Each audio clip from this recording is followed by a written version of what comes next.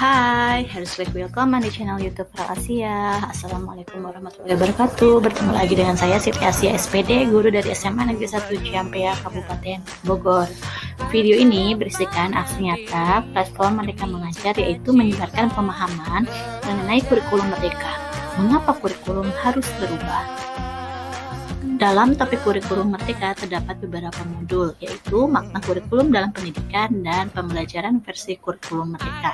Dalam makna kurikulum dalam pendidikan, kita belajar apa itu kurikulum, mengapa kurikulum perlu dirubah, mengapa kurikulum perlu diadaptasi, dan kurikulum dalam pembelajaran. Sementara itu, dalam modul pembelajaran versi kurikulum merdeka, kita akan mempelajari prinsip umum pembelajaran, capaian pembelajaran, dan struktur pembelajaran dengan paradigma baru. Lalu, apa itu kurikulum? Kurikulum dapat dimaknai sebagai pengalaman belajar peserta didik yang kompleks dan multidimensi dari titik awal sampai titik akhir. 4 komponen dalam kurikulum yaitu tujuan, konten, metode, dan evaluasi. Sementara klasifikasi kurikulum yaitu tujuan pembelajaran, panduan pedagogi, dan panduan asesmen. Mengapa kurikulum perlu dirubah?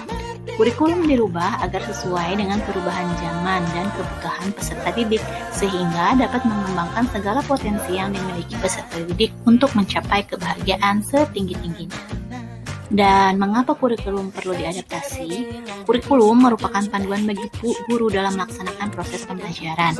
Akan tetapi, kurikulum yang ditetapkan oleh pemerintah tidak dapat langsung diterapkan, melainkan perlu diadaptasi terlebih dahulu dan disesuaikan dengan letak geografis, budaya, lingkungan sekolah, maupun kondisi peserta didik itu sendiri. Jadi, kurikulum dalam pembelajaran berfungsi sebagai pedoman penyelenggaraan kegiatan pembelajaran untuk mencapai tujuan pembelajaran setinggi-tingginya, mewariskan budaya, mengembangkan segala sesuatu untuk masa depan. Lalu, bagaimana pembelajaran versi kurikulum merdeka? Menurut Ki Hajar Dewantara, segala perubahan yang terjadi pada murid dihubungkan dengan kodrat keadaan, baik itu kodrat alam maupun kodrat zaman. Oleh karena itu, kurikulum haruslah bersifat dinamis, dan kurikulum yang baik adalah kurikulum yang sesuai dengan zaman dengan memperhatikan kodrat peserta didik.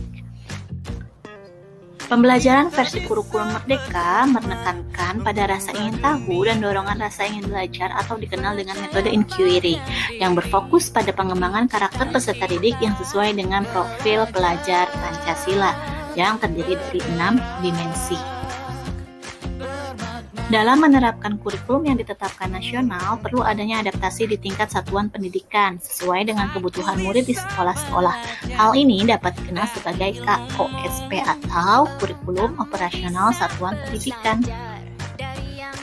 Komponen operasional satuan pendidikan diantaranya adalah karakteristik satuan pendidikan, visi, misi, dan tujuan, perencanaan pembelajaran yang mencakup ATP, asesmen, modul ajar, dan program prioritas satuan pendidikan. Yang keempat adalah pengorganisasian pembelajaran yang mencakup penguatan kurikulum, beban belajar, program intra dan ekstrakurikuler, dan penguatan profil pelajar Pancasila. Yang selanjutnya adalah sistem pendampingan, evaluasi, dan pengembangan profesional. Lalu, prinsip pengembangan KOSP haruslah berpusat pada murid, kontekstual, esensial, accountable, dan melibatkan pemangku kepentingan.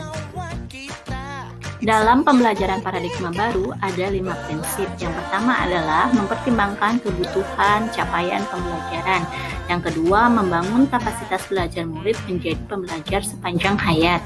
Yang ketiga, mendukung perkembangan kognitif dan karakter murid. Yang keempat, menyesuaikan konteks kehidupan murid. Dan yang terakhir adalah mengarah pada masa depan yang berkelanjutan.